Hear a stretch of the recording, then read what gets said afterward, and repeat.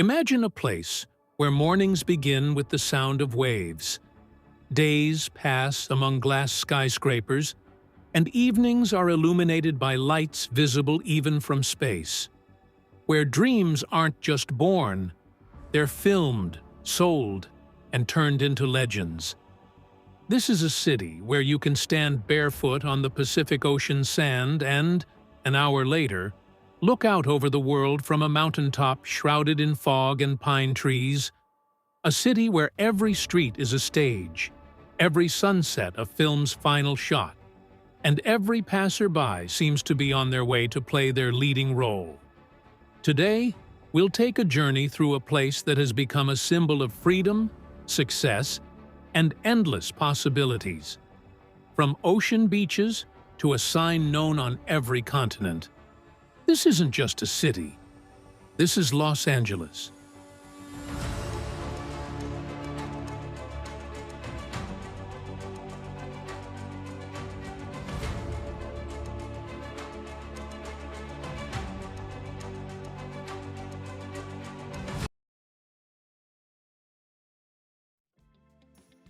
Los Angeles doesn't begin with its streets and buildings. It begins with its horizon, where the deep blue of the Pacific Ocean merges into the sky, and where the air, rich with salt and light, first greets the traveler. This city grew at the intersection of worlds. On one side is the endless ocean, shaping the climate, the pace of life, and even the character of the locals. On the other, the Santa Monica and San Gabriel mountain ranges form natural walls, framing the vast urban basin. Between them are valleys, canyons, and plains, home to one of the largest metropolitan areas on the planet. Los Angeles is located in Southern California, at a latitude where the sun becomes a constant companion of everyday life. There are over 300 sunny days a year, and this light is more than just a weather phenomenon.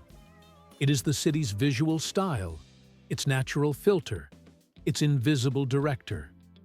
The Pacific Ocean is the main architect of the coastline. Its waves have shaped the cliffs of Malibu, the wide beaches of Santa Monica, and the long, sandy shores of Manhattan Beach over centuries. The water here is rarely calm. It breathes, moves, and changes, just like the city itself. The ocean influences the climate. Morning fog, known as the marine layer, slowly covers the coast, turning the dawn into a soft watercolor. By midday, the sun clears the clouds, and the city is bathed in bright light once again. Just a few dozen kilometers from the beaches, mountains rise up. Their slopes are covered with shrubs, pines, and oaks. In winter, snow can be seen on the peaks, making Los Angeles a rare place where you can go from warm sand to cold mountain air in a single day. The mountains shape the microclimate. They trap clouds, shift wind directions, and create sharp temperature differences between regions. The city seems to live in its own climatic labyrinth. Between the mountains and the coast lie the valleys of the San Fernando and San Gabriel. Here, the climate is drier, the summers are hotter, and the pace of life is more relaxed. Canyons such as Topanga and Runyon cut through the city like green corridors, creating islands of wilderness within the metropolis. Despite its size, Los Angeles remains part of a natural ecosystem. Here you can encounter coyotes, hawks, deer, and even mountain lions, which sometimes descend to the outskirts of the city. Nature and the city are not separated here. They coexist in the same space, constantly reminding each other of their presence. This landscape became the stage, the light became the spotlight, and the streets became the scenery. And in this natural amphitheater, places appeared that turned the city into a symbol. Hollywood is not a place, but an idea. Hollywood is often thought of as a neighborhood. On the map, it's just a part of the city. But in reality, Hollywood is a concept. It's the idea that any story can become big, that anyone can become a hero. that any street can turn into a stage. Old movie theaters with neon signs, studios, producers' offices, cafes where scripts are discussed. All this creates the feeling that the city is constantly in the process of filming. TCL, Chinese Theater. Handprints and footprints in front of the entrance. Signatures. Names. Here the history of cinema has left a physical mark, not on film. On the stone. People place their palms on the star prints, as if trying to touch the past. Union Station is the gateway to the city. One of America's last great railroad stations. Bright halls, high ceilings, shadows from arches. This is the place where Los Angeles welcomed those who came here with a suitcase and hope. And there were millions of them. Actors, workers, musicians, dreamers. Each of them entered the city through these doors, not knowing who they would emerge as. Beverly Hills is more than just a neighborhood. A small town surrounded by a metropolis that lives by its own rules, in its own rhythm, and in its own silence. The streets here are wider than they need to be. The houses are further apart than you expect, and time seems to move slower. At the beginning of the 20th century, this area was agricultural land. Beans were grown here, oil was explored, and the first roads were built. But everything changed when Hollywood started to grow. Actors, directors, and producers were looking for a place to hide from cameras and crowds. Thus, Beverly Hills became a haven for those who created their own public image. Over time, the area became a symbol of the private side of fame. A place where celebrities stop being characters and become people, at least behind the high gates of their homes. There is no uniform style here. Spanish villas stand next to modern glass houses. Classic mansions stand next to minimalist residences. Every building is more than just a house. This is the message. About status, about taste, about the time in which it was built. Rodeo Drive is the most famous street in Beverly Hills. But around it, there are dozens of quiet neighborhoods where there are no tourists, no noise, no signs, only palm trees, shadows from fences, and the occasional sounds of cars. This is Los Angeles without putting on airs. It exists for those who are already inside. The hills begin in the northern part of Beverly Hills, paths leading to observation platforms, views from which the city looks not like the center of the world, but like a distant, glowing island. Here it becomes clear that luxury is not only about houses and cars. Luxury is space and silence. City of museums. In Los Angeles, art is not concentrated in one block. It is scattered throughout the space. Museums here are not just halls, these are vantage points. From the Getty, the city is seen as a panorama. With LACMA, like the rhythm of light and shadow. With the Broad, as a reflection of modernity. Art is not separated from life here, it's built into it.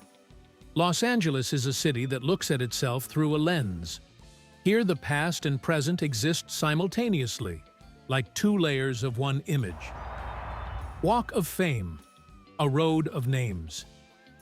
The Walk of Fame is not just a tourist street, it's a long list of stories laid out on the sidewalk. The names here belong not only to people, there are fictional characters, radio programs, TV shows. It is a pantheon of popular culture where reality and fantasy stand side by side. Every star is more than just a sign of recognition. This is a timestamp, the moment when someone's story became part of the history of the world. Paramount Studios, a city within a city. Behind the high gates lies another Los Angeles, streets that look like New York, Paris, or London. Facades behind which there are no rooms, but only space for a camera. Here they create worlds that viewers accept as real. And it is here that it becomes clear. Reality is also a decoration. Simply the most difficult of them all. Hollywood Bowl, open-air music. An amphitheater built into the side of a hill. The stage is below. The city is all around. When music plays here, it mixes with the sound of the wind, the distant hum of cars, the breathing of thousands of people. It's one of the few moments when Los Angeles slows down and listens. La Brea Tar Pits, traces of another world. In the center of the modern city, there are black lakes of bitumen, the land that thousands of years ago held within itself the animals of the Ice Age. Bones of mammoths, saber-toothed cats, ancient birds. This place reminds us that beneath the city of the future lies the world of the past. And time here is not a line, it is a layer. And yet, no buildings or symbols make Los Angeles what it is. People do this. In a city that never quite sleeps, there are always places where you can just be. Santa Monica, the rhythm of open space. The air seems wider here, the sky is above, the horizon is further away. People run along the shore, ride bicycles, sit on the sand with books and headphones. The Ferris wheel rotates slowly, like a clock, counting not the time, but the mood. Santa Monica is a Los Angeles that takes its time. Venice Beach. Unscripted scene. Venice is improvisation. Street musicians, artists, athletes, dancers. People who come here not to look, but to be seen. Every day there is a new performance here, without director, no repetitions. Malibu, silence at the water's edge cliffs jutting into the ocean. Houses hidden around the bends of the roads. Beaches where there are fewer people than space. Los Angeles sounds different here. Quiet, deeper. Mountains, a different perspective. As you climb the trails of Griffith Park or Runyon Canyon, the city gradually disappears behind you. All that remains is breathing, steps, wind, and then the view. A vast expanse of light and lines where streets become patterns and skyscrapers become dots. But Los Angeles doesn't allow silence to last too long. He always calls further. Universal Studios, the border between screen and reality. Here the streets look like sets, and the sets look like real streets.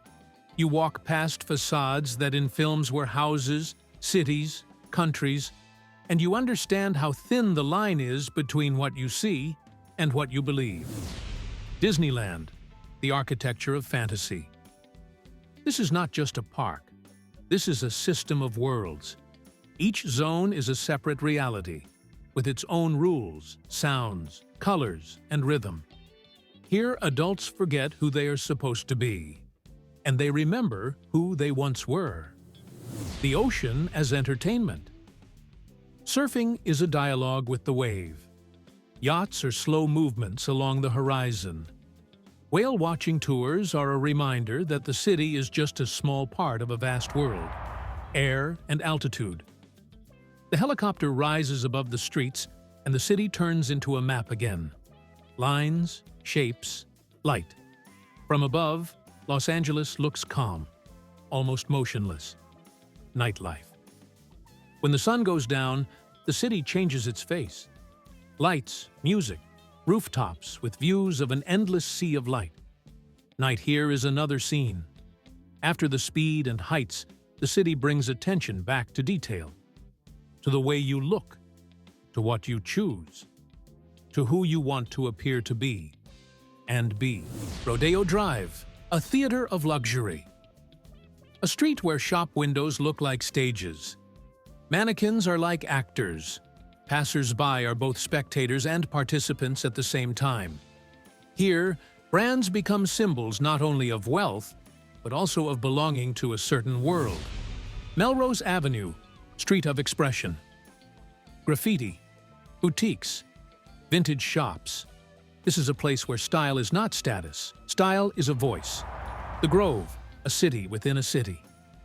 Open space, fountains, music, light. Here shopping turns into a stroll, and a walk becomes a social ritual. Abbot Kinney, design and atmosphere. Small shops, coffee shops, galleries. This is the Los Angeles that doesn't scream. He speaks quietly, but confidently. Los Angeles isn't a spot on a map. It's a state of mind. A city where the sun rises on new hopes, where waves wash away fatigue, where the lights of the night streets whisper that anything is possible. Some come here for fame, some for freedom, some find themselves. But they leave here with one feeling, as if, for a few days, they had become the main characters in their own film. And maybe that's the secret of Los Angeles. It doesn't promise you a dream, it makes you believe in one.